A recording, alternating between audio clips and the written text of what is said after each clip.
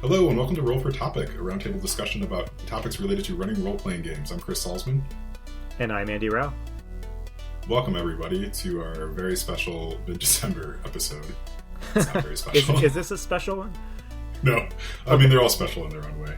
Right. Yeah, so just me and Andy this week. We have some fun things actually planned, I think, for later in the month, or probably in the early new year. But we'll get into that when we get into it. But just stay tuned and subscribe, I guess, if you haven't subscribed to the podcast.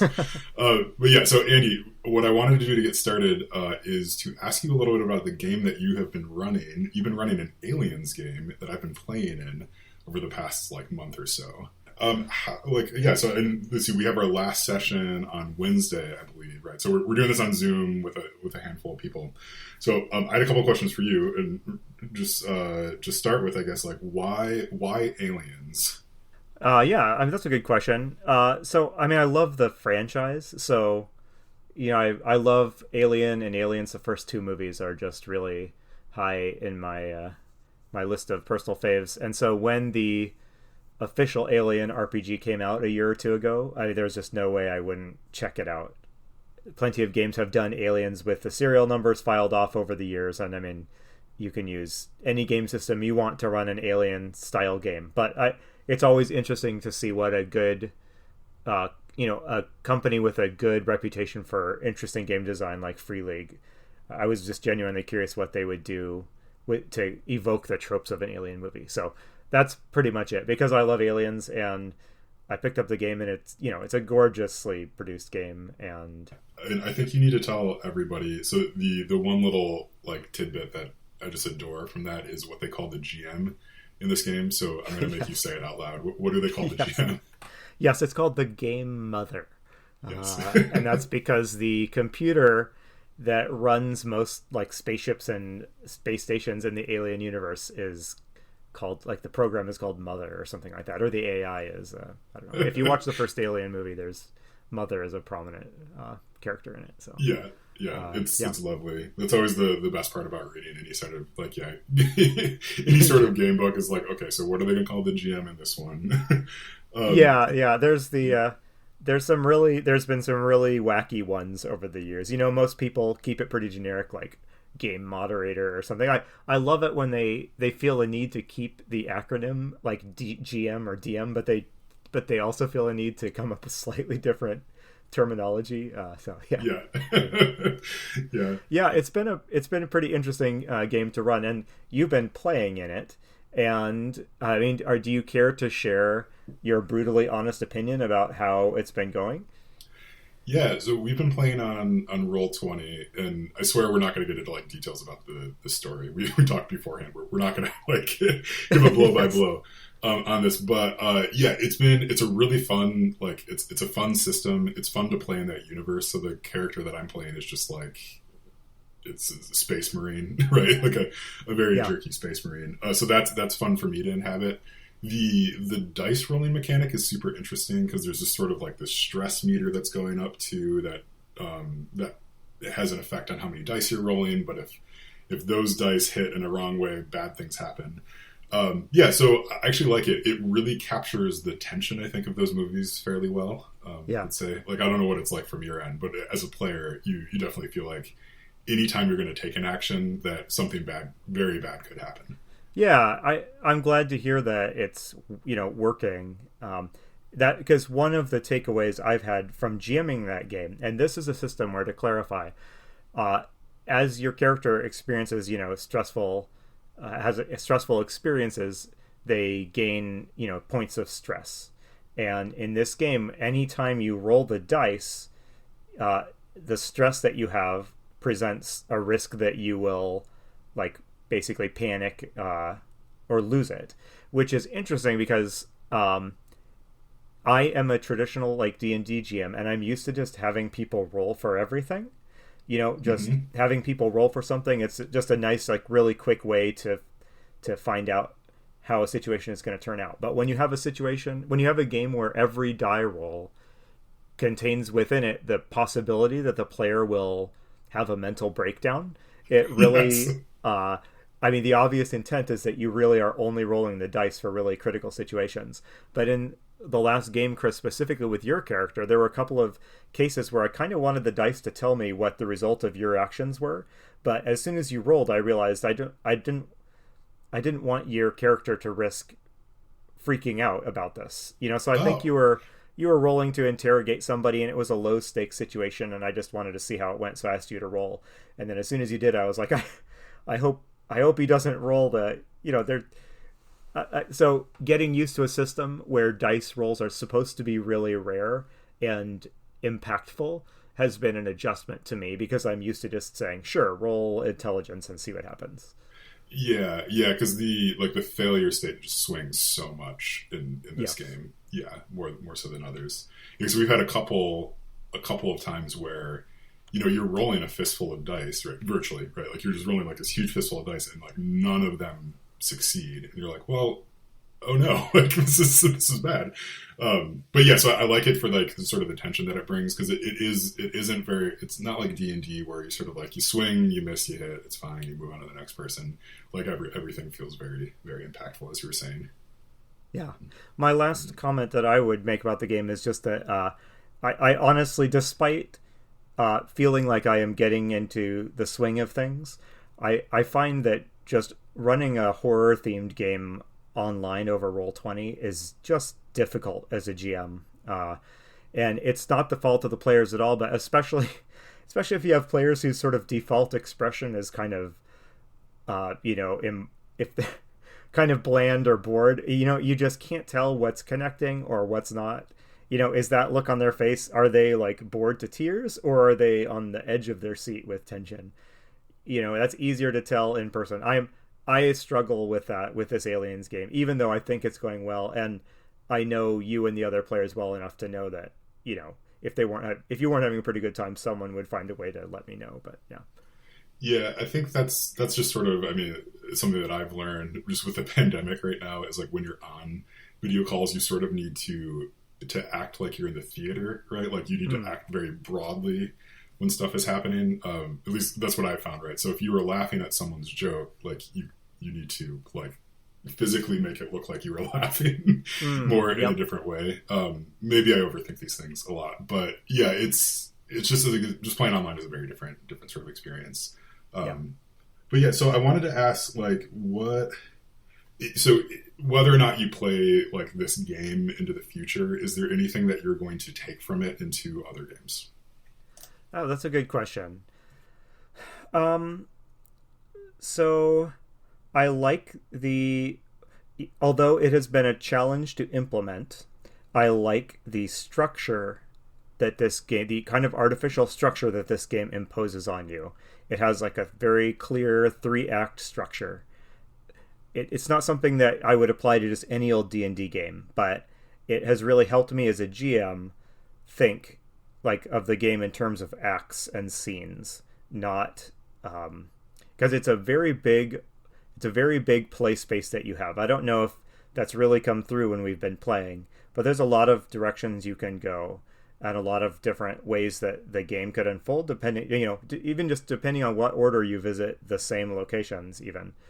But thinking about it with a kind of a 3-act structure, and I have very specifically like what do they need, what do they need to experience or learn by the end of Act One, and then for Act Two, what do I want them to experience? I don't know. I'm maybe not articulating it well, but the next time I run, a short campaign like this, I am going to think of it as if it were like sort of a movie as far as pacing and stuff like that goes. So that said, it's been hard to do that simply because, so I'm running a pre-published adventure.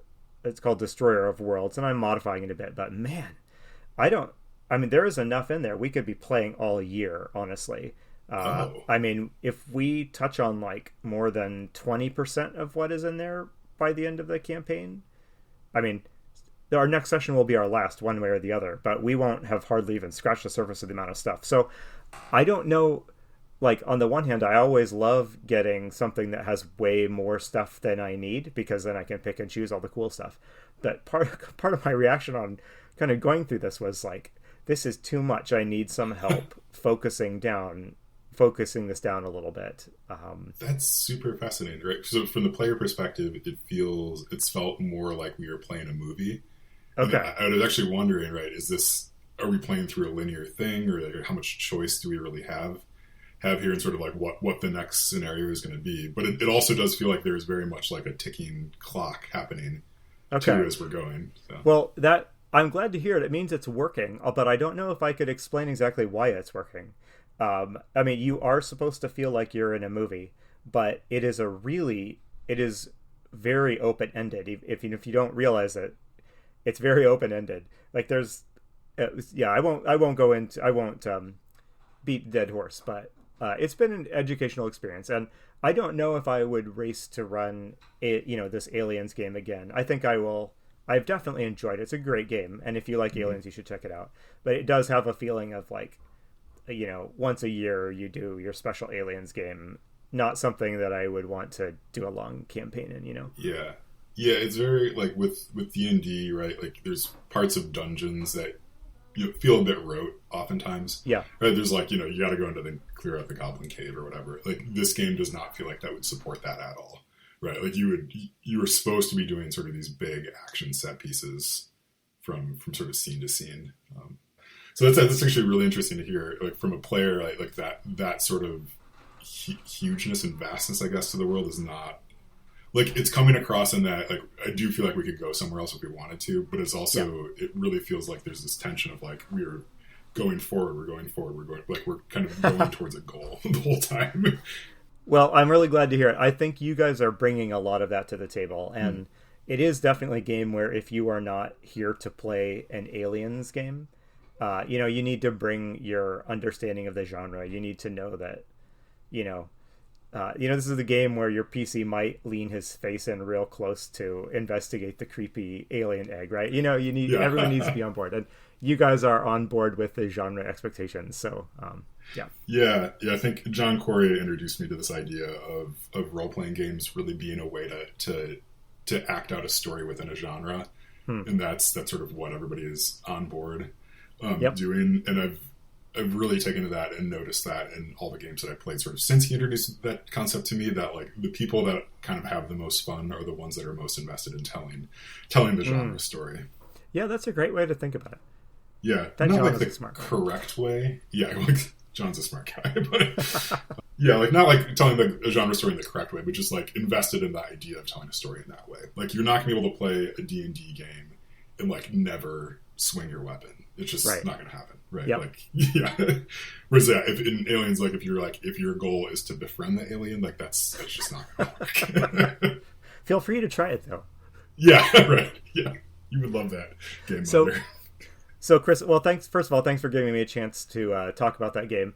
And maybe in a future episode when the campaign is done, I'll offer maybe another kind of review of how it all went and lessons learned from it. But I had a question for you that, well, I could use a little bit of your insight into.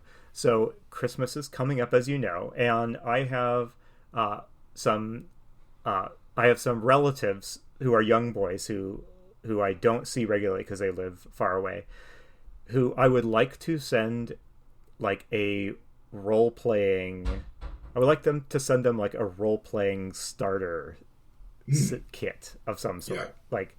And I am just curious if you had like, a modest budget and you wanted to send, an introduction to D&D to some kids that they're very sharp kids. I think they're probably somewhat aware of what D&D is, but I don't think they've played it. What would you put in that box? Ooh, that's a good question. And let's just say, in this case, it is Dungeons and Dragons. If it matters, let's be D&D specific. But so, I mean, I can start us off here. So the obvious thing is the starter kit, which they publish. So I bought that. I bought one of those, but I don't think I am not sold on the starter kit being something you can just like drop in someone's lap, like without anything else. So I don't know. Do you have anything else you might tuck in there?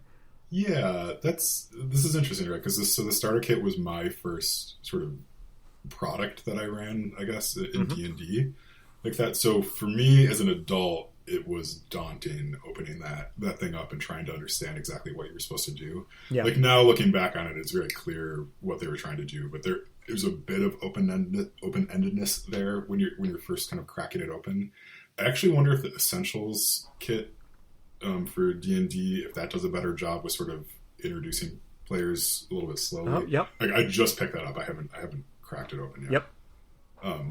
Yeah. As far as like, so if they're sharp kids, right, they'll make it happen, right? Like the only thing that I think they would really benefit from is probably having just an extra set of dice for everybody, and then some sort of like little, not necessarily like a full-fledged mini, but like a standee, something small like that they can use. Yes, they could just use coins or anything else that they have around, but it would be nice for them to have a couple things like that.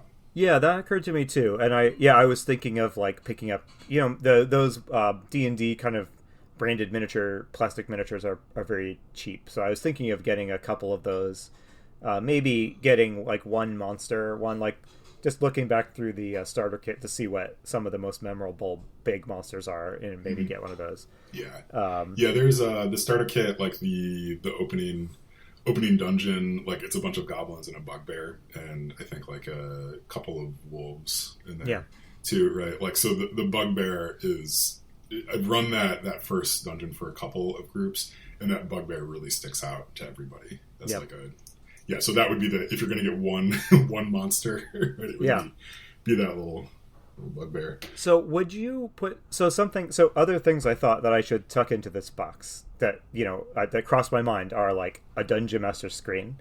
Oh, or yes, get a screen. Like a flip mat, like one of these like erasable flip mats, like battle grid type things. Yeah, there is my pro tip on that, although it's a little dicey right now, just with the pandemic, is you can go to the dollar store, and they often have small dry erase boards and dry erase markers for like dirt cheap, and the markers are surprisingly good for the money. Like they're small, they're not going to last as long as like the conference room fancy ones you get at work or whatever. But like just to get them a couple colors and a couple of like dry erase style things, you can get those really cheap at the dollar store. That is a good tip, thank you, because those are not cheap to buy, like the official D&D branded ones. And they probably don't need the grid. They can draw it out if they really need to. But. Well, if you think of anything else that you would tuck into that besides dice, maybe a GM screen and a couple of miniatures, I don't know. Let me know. I'll be packing that up. It was fun to think through. It is hard to know. I was trying to remember. Everyone gets into this hobby in a different way, and I don't know if most people's path into the hobby is like going out and buying the starter kit and following what Wizards of the Coast probably hopes is like the customer journey, right? I mean, most of us play with a relative or the friends at school to introduce us, or we all have a kind of our own way we've gotten into D&D. So I'm looking forward to sending this to them, but at the same time I'm also realizing like this may not be the actual way that most people start playing D&D. Yeah, I really don't know. Especially at like a younger age as well. Like, for all I know, they're watching D&D on TikTok. Like, who? Like, yes. I don't know. Like, maybe you can get a GM on TikTok. But yeah, like I guess the only other thing that occurs to me, and this is more effort on your part, would be for you to volunteer to run like a small scenario once they crack it open on Christmas. If you'd be willing to jump on Zoom and just be like, okay, like let's run through a battle, and then you all can play the rest. That is actually a really idea, because one of the question, because they're at that age where, I mean, they're sharp kids, they can play this, but it is also, you're giving them like a 50-page book to read, before they can start playing this thing. And it is a shame. It would be a shame if there's no experienced GM there to like say, oh, hey, you got the starter kit. Let me run something for you. Let me help you, ease you into this hobby. But so that's a good idea. I may make an explicit offer to like run this for them at any time. Yeah, so. I think they'd love it. And you'd probably be able to quickly figure out which of the kids is going to be the GM. Yes. Too. Like there's going to be the one kid that's going to be like way into it, or will like actually care about the rules, and they're like, okay, well you can text me later. We'll get you up to speed. Yeah, that's great. Okay, All well, right. anyway, thanks for chatting about that stuff, Chris. Yeah. Shall we move on here? Yeah, I guess the last thing would be right. If anyone who's listening to this has a great idea, you have probably a day to get Andy another piece of Yeah. advice before he can get Actually, it out. But yeah, please let us know. you have through like December 28th, which is when I'll actually mail this thing. So, I mean, if I were a responsible adult, I would have mailed it last week, but so it would get there in time to go into the tree. But that we all know that's not going to happen. So No, take your absolutely time not. getting me advice. Yeah. Okay, so Andy, I want to do another D6 table. Oh, good. This Okay. continues to be fun, Yep. so we were going to keep on doing it until it stops being fun. That's right. Yeah, so the thing that I wanted to make a D6 table about, and this is because, so I just did a little fire in our backyard. We have a fire pit. Okay. And it was really nice to do that. It was nice to kind of hang out around the fire pit. But I am wondering if we can make a D6 table about like mysterious or interesting things that could happen after the party has lit a fire. Oh my. Yeah. Okay. Yeah. What a fantastic idea. I have to say, just a quick aside. Yeah, my family, like my wife and I, we would like to put a fire pit in our backyard, and the official like rules for doing so are a little on the strict side, and I don't know if it's possible. I don't know if it's possible, like physically possible for us to meet the requirements. But we have like there's multiple neighbors that have fire pits, and like just eyeballing their setup, I'm pretty sure they're not following the rules either. So I don't know. Yeah. So. Yeah, I can tell you it's something to be very, very careful about. But it's also like, yeah, I had the same thing where I was getting out a tape measure to see how far away we were from structures and trees and stuff. Yeah. Yeah. So with this, I think my first sort of idea with this would be like they light a fire and a fire elemental comes out. Okay. Something like that. Like they've lit the fire and some sort of fire creature steps out. Yep. That's perfect. This is a very evocative scene. Yeah, you could go a lot of different directions. I guess another idea, I'll just do the other one that I was thinking about, is like they light the fire, but the fire doesn't put out any heat. In fact, it puts out cold. Oh, interesting. Yeah. So I was going to say something similar. I was going to say something like they light it, but it doesn't. It burns in an unusual color. Like it doesn't behave like the fire they were expecting. Maybe they light it and they can't put it out ever. Okay. Like it's just like they have made an eternal flame. That's an interesting one. This is kind of mundane, but what if it just spreads unexpectedly to like the surrounding environment? Okay. I think every GM has a good story of like the time the PCs burned down like half of the Forgotten Realms in the course of some petty adventure. Yeah, that reminds me like this. Like, whenever there's like a movie or like fantasy scenes like where like all the torches sort of like light one by one down the hallway. Yes.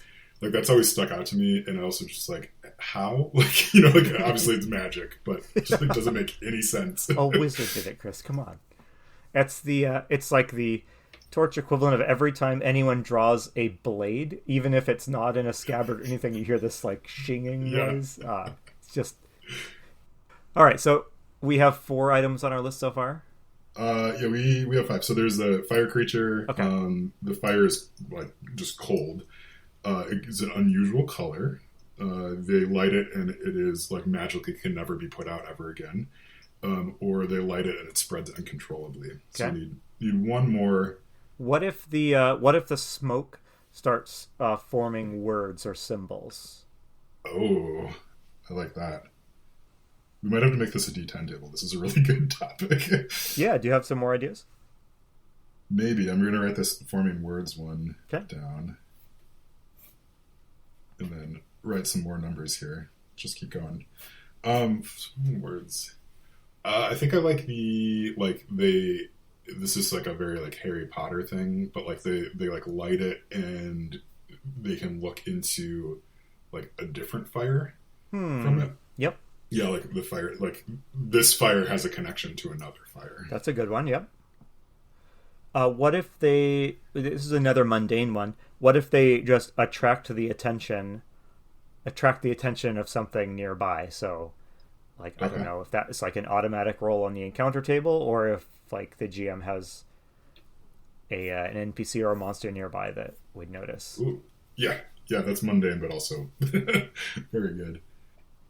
What if they like light it and the light from the fire shows sort of like a secondary like realm Ooh, like around them, so oh, they that's like light fantastic. it and then they can like they look and it's like, oh, actually there's buildings and there's people walking around and stuff, but only in the light from that fire. Yes, that is a very good one. Okay.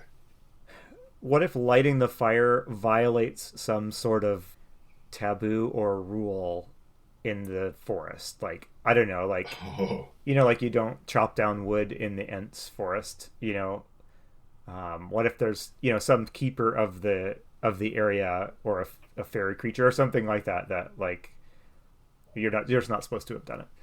Yeah, I like that. Especially if you could make the the fire pit very inviting to light as well. It's like, Yes. well, yeah, no, no, the god of the forest hates you forever.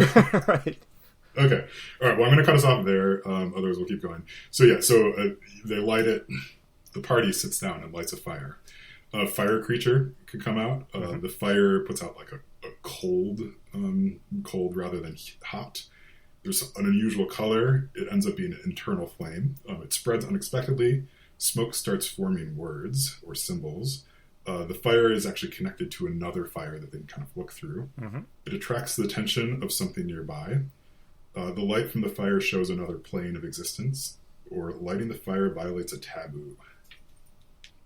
I like Pretty it. good. Yeah. Hey, that was 10 pretty fun ideas. Yeah. Yeah. Okay. All right. Okay. All right. Yeah. So that was a really fun table to do.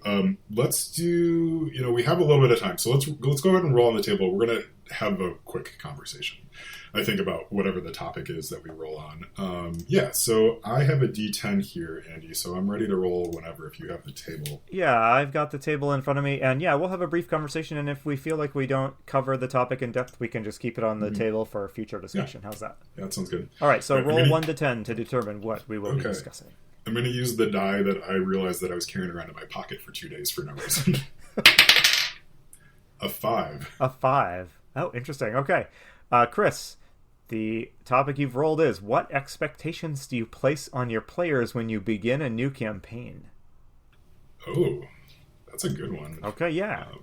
And this could go in a number of different directions. But the first thing that popped to mind, though, is something we've already talked about a little bit at this earlier in this episode, and that is an understanding of like what the genre that you'll be playing in. So for Aliens game, I did my best in sort of the email communication I sent out to the players. I don't know how effective this was or not, but I tried to talk in the tone of like a drill sergeant, and kind of I tried to communicate in the tone of like an Aliens movie, and that was, in addition to me trying to be clever, it was also, and it was an attempt to make sure everyone understood, yeah, this is going to be like a Marines bantering with each other, type of game. And in this case, everyone has seen, the Alien movies, so I didn't really feel like I needed to lay out expectations. But if this were some movie that not everyone had seen, or that wasn't as well known, I might make a little list of like, just so you know, this is a game, the genre we're playing in is like, you're not really going to die, crazy ideas will be rewarded, constant banter and bickering is expected, just lay out some of the genre expectations. Do you also enforce those? I guess, right. So it's one thing to lay them out ahead of time, but if you are feeling like they're not being met, would you try to enforce that? Like, say in the first session?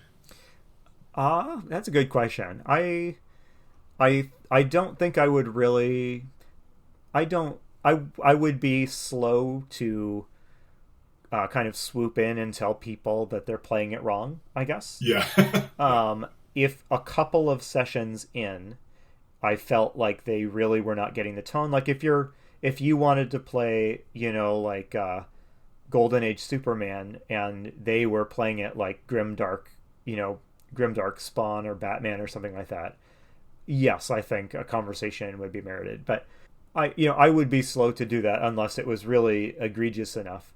I mean, as we have touched on this a little in the past, when people are playing in a way that is different than you, the GM, expect.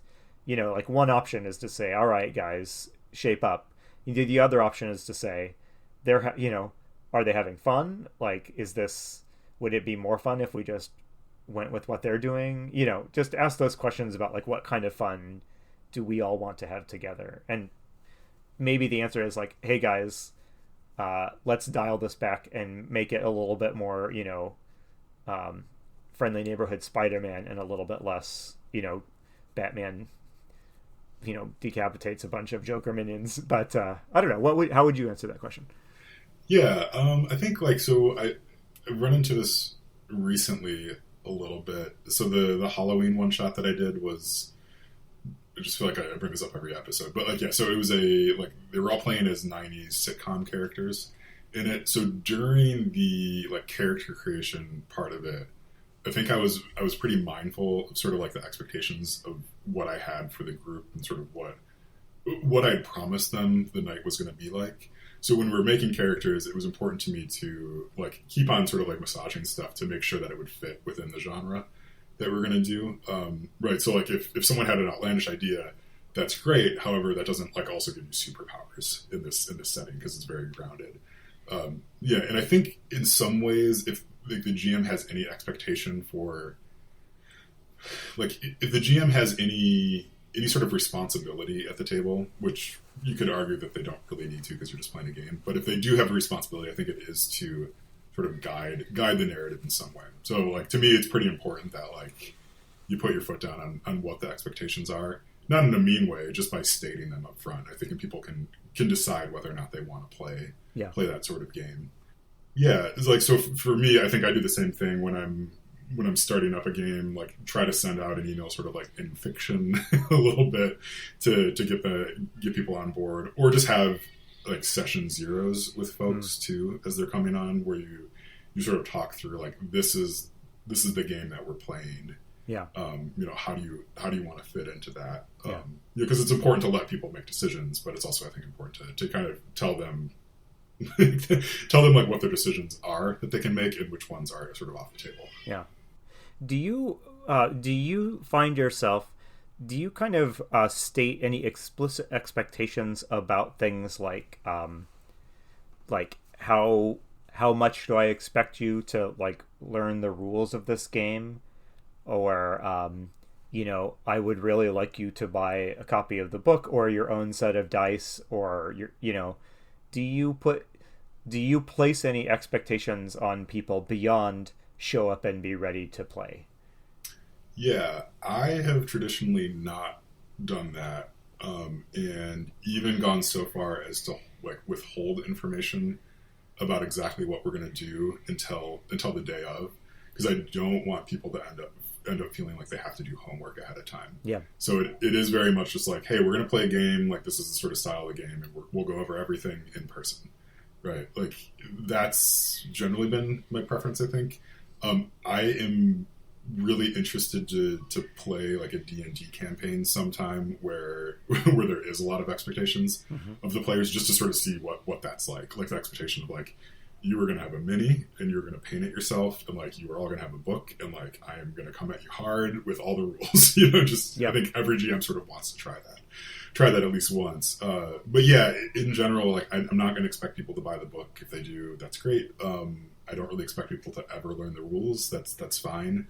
The line that I draw with D&D in particular is that I'm not going to manage a character sheet. Like I'll answer questions for you, but it's up to you to track your inventory. It's up to you to track sort of your spell slots, that sort of thing. Yep. What about you? Yeah, something similar. I have to say, in general, I err on like the side of not setting expectations of that sort. So kind of like you, I'm always conscious of like I don't want to do anything that will make these people feel like they're committing to some burdensome thing that will have homework, right? So I am usually very quick to say, please don't, you don't need to go buy the book. I'll bring everything you need to play, that sort of thing. That said, especially in the last year or two where I have experienced games like Blades in the Dark and some of its relatives, And I've gained an appreciation for how fun it can be to engage with a game's mechanics. You know, that does make me think, you know, it probably would be smart to set some base level of expectation for the players, you know, and I guess challenge them to kind of step up. You know, if you want to play D&D, I expect you to, I don't know if I'd actually do this, but you know, part of me fantasizes a little bit about saying, you know, hey, we're going to play D&D. I expect you to like pick up the player's handbook and familiarize yourself enough with this game. I don't know. I don't think that seems a little harsh, and that's not really the style. That's not really my personal style. But it seems to me that in some games and some circumstances, you could actually be hindering the player's like ability to get into the experience by not letting them shoulder any of that like burden of learning the game. Does that make sense? Mm-hmm. I mean, a real obvious example is like Blades in the Dark. You can show up blind and play in a Blades in the Dark game, but it would be like 10 times more fun if you have at least scanned through the rules and have an understanding of its structure and what kind of rules are at your disposal to get the results you want in the game. You know, it's a better experience. And if I said to you, hey, we're playing Blades in the Dark, but nobody read the rules, and don't worry, I'll take care of everything, and I would be doing them a disservice. Yeah. It really strikes me as we're talking about this that if you were to play like some sort of outside sports game with people, like it would be bananas to not expect them to learn some of the rules, right? Like if you're playing pickup basketball or something and someone just grabbed the ball and without dribbling just ran and like tackled someone and like threw it over the fence or something and said like I win, it's like, well, no, like because there's shared expectations of these rules and stuff, you know. In the same way in, you know, D&D or these other games, like exactly like we said, like the rules can support sort of actions that you can do, and the more that you understand them, right, kind of the more opportunities that you have to try stuff as well. Like I'm thinking about like if D&D, if everybody sort of knew all the spells, right? Yeah. Like it'd be a very different game. Rather than what normally happens, at least when I play, is like we're all like looking up stuff all the time, mm-hmm. right? Like it'd be quicker, right? Like because you could just cast a spell and everybody knows exactly what happens, and everybody can roll things like that. Same thing with, you know, fighter classes and stuff. If everybody knew sort of your class abilities and, you know, and just all the actions that you could take and stuff, it would be just a very different game. I don't know if it'd be too serious for me or not. Yeah, and you know, there is a point where, you know, you really, I guess everyone's got a different threshold at which something starts to feel like homework rather than fun. And I don't know, in my experience, a typical game group usually has like one person who is really into the mechanics, like more than you, the GM, are into the mechanics. And then everybody else is somewhere on the spectrum from like, I have to be told which die to roll every time, to like, oh, I read up on like how my specific class powers work, you know. Is this I wonder if it's a universal GM feeling, sort of like an imposter syndrome thing, where you think that like everybody else is running the game more to the book than you are. Right? Yep. Like, I mean, I have some evidence, you know, you can go onto YouTube and you can see that people do take it, you know, they do understand the rules better than I do, for example. But like, I think there is that like the tension that you mentioned of like, you know, of doing the homework, right? Because like as a GM, you are doing homework, like you are preparing and doing stuff like that. Like it's in service of having fun later on and all that. But like just as your players are sort of expecting you to do that, like why can't you kind of expect the players to do that, or to at least like think about what they're going to do next, or what their character is, and those sort of things.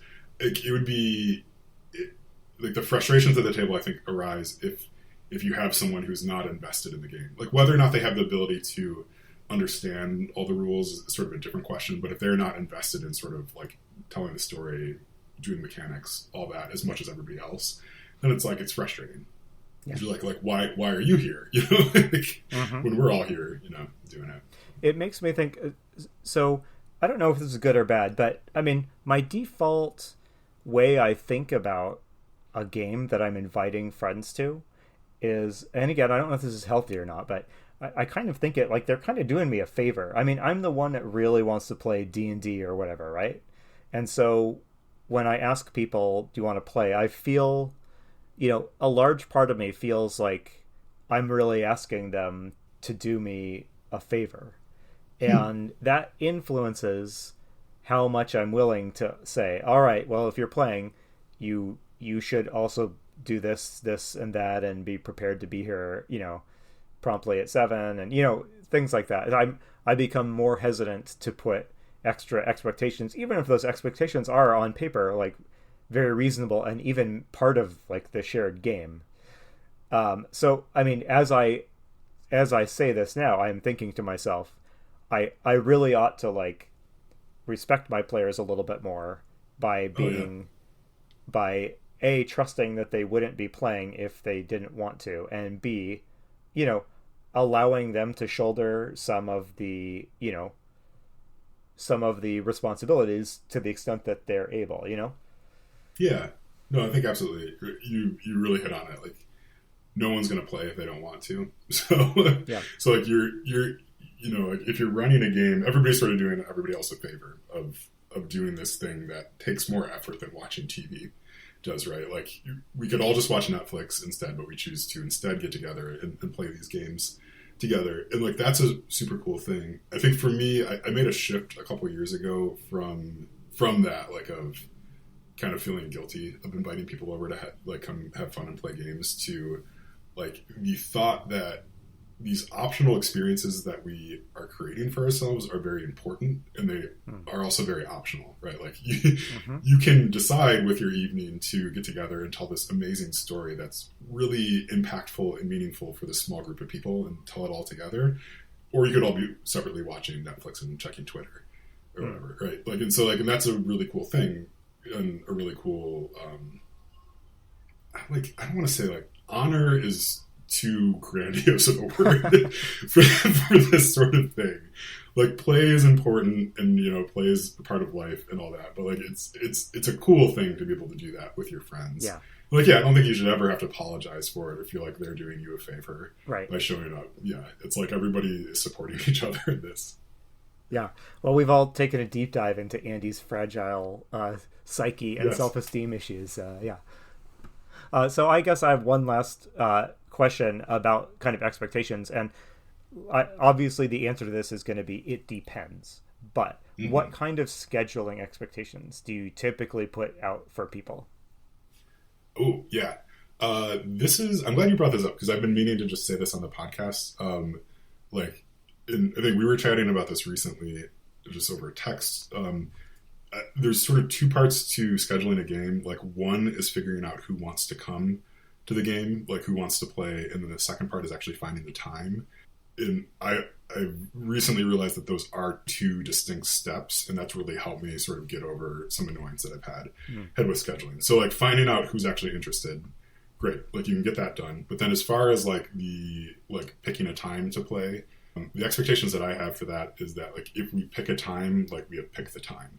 So if you decide that you can't make it, or if you can't make it for whatever reason, we're not going to try to reschedule unless like everybody's schedule has blown up.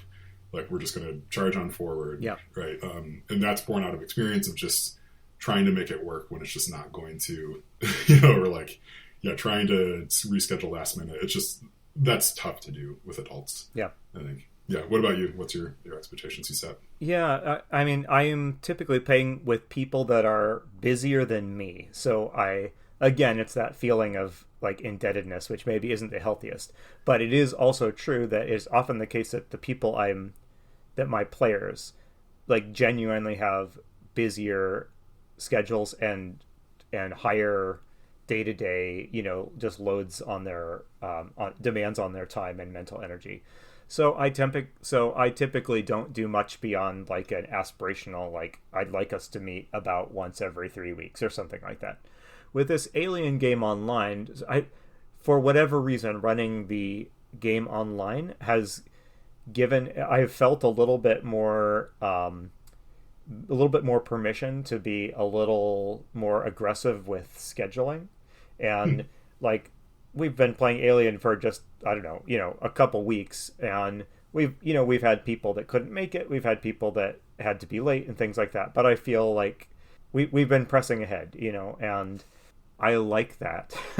I like that. I want to be where you are when you describe, being able to say, all right, we're just gonna, we've all discussed, and this Friday is the game night, and we're gonna run it, and if you can't make it, that's a bummer, but we're just gonna run it anyway. So I typically am pretty loose on scheduling, but I think it benefits everybody when you do set some scheduling expectations. And somewhat it sounds a little paradoxical, but the busier you are, sometimes the more helpful it is to have really set in stone expectations, because you have so many moving pieces, you need to slot gaming in among them. And if gaming can be canceled at the last minute, or if gaming is really variable, that makes it tough to schedule out your month, right?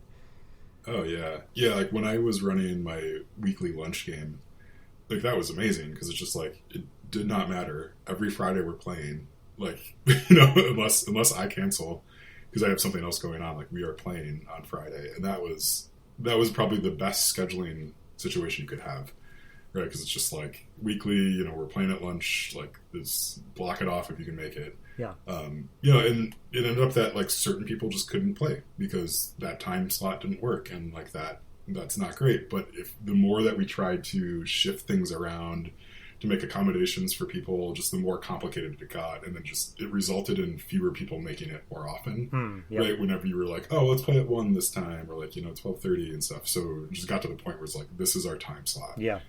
Yeah, so I don't know, like for anyone out there, like, yeah, just set your expectations and stick to them unless something catastrophic happens. I know as someone who has like a baby at home, like that's extremely helpful, just knowing that like gaming is scheduled and it's not going to shift. All right, well, good thoughts. Well, I think that we should probably wrap up here. We've been yammering on for a while, as we are wont to do. But yeah, it's been a good discussion. So yeah, any closing thoughts on this? You actually already gave like a pretty good little closing statement there. I have no further conclusions. Okay. Do you have anything else that you want to throw in there? I am all done with ideas. Right. I can't even finish the sentence. Well, it has been good to talk to you about this stuff, Chris. And yeah, maybe in a couple weeks, let's circle back. I'll see if I have any additional insights about the Alien game. I promise not to get too nitty-gritty in the boring recap. And I'll also tell you what I end up packing into that Christmas package. So. Oh, yes. Yeah, please do. All right. Well, thank you, everybody, for listening. We'll try to publish the D10 fire table. So we're probably just like on the website or in the show notes or something. This is the first one that I think I might actually end up using in a game at some point that we've made. It seems pretty cool. If you do, you have to say what you rolled and then explain what came of it. Yeah, for sure. But yeah, like it's pretty fun to make these. But yeah, again, thank you so much for listening. I've been Chris Salzman. I have been Andy Rao. And remember, if your players are having fun, you're a great GM.